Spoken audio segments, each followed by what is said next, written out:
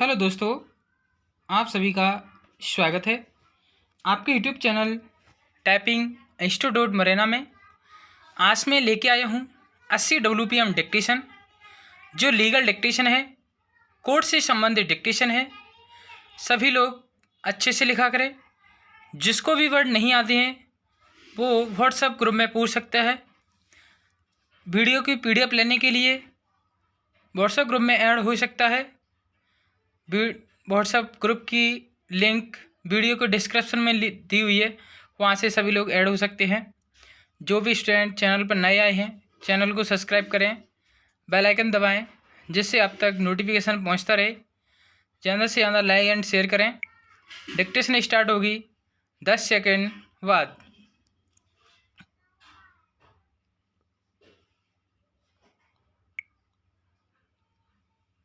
Start.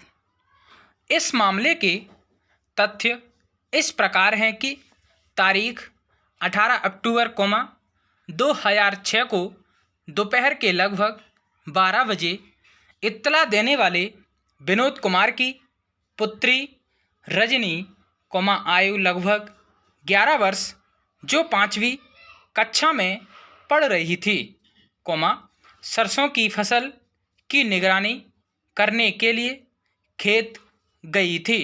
पूर्णविराम। इस खेत से सटा इस मामले में के अपीलार्थी अभियुक्त सोनू का ट्यूबवेल और खेत है, जिसमें गन्ने की फसल खड़ी थी। पूर्णविराम। अविकथित रूप से अपराह्न के लगभग 1 बजे जब इत्तला देने वाला लाला नामक व्यक्ति के साथ सोनू के खेत के निकट ही था, तो उसे अपनी पुत्री की सोनू के गन्ने के खेत से आ रही चीखें सुनाई दी, जिस पर वह और लाला शोर मचाते हुए भागकर उस दिशा में गए। पूर्णविराम। लगभग उसी समय सोनू एक हाथ में रक्त से सनी खुरवी और दूसरे हाथ में देसी पिस्तौल लिए हुए गन्ने के खेत से बाहर आ रहा था। पूर्णविराम। उन्हें देखकर सोनू ने उन पर गोली चला दी, किंतु गोली का निशाना चूक गया। पूर्णविराम। उन्होंने निकटवर्ती गन्ने के खेत में शरण ली। पूर्णविराम। इत्तला देने वाला और लाला जैसे तैसे दूसरी दिशा से सोनू के खेत में घुसे और उसने अपनी पुत्री को कटी हुई गर्दन के साथ चित पड़े हुए पाया। पूर्णविराम। इत्तला देने वाला लाला को अपनी मृत पुत्री के पास छोड़कर गांव वापस आया, जहां पर उसने पाया कि संपूर्ण गांव में सन्नाटा छाया हुआ था। पूर्णविराम। उसकी पत्नी रो रही थी और विलाप कर रही थी। पूर्णविराम।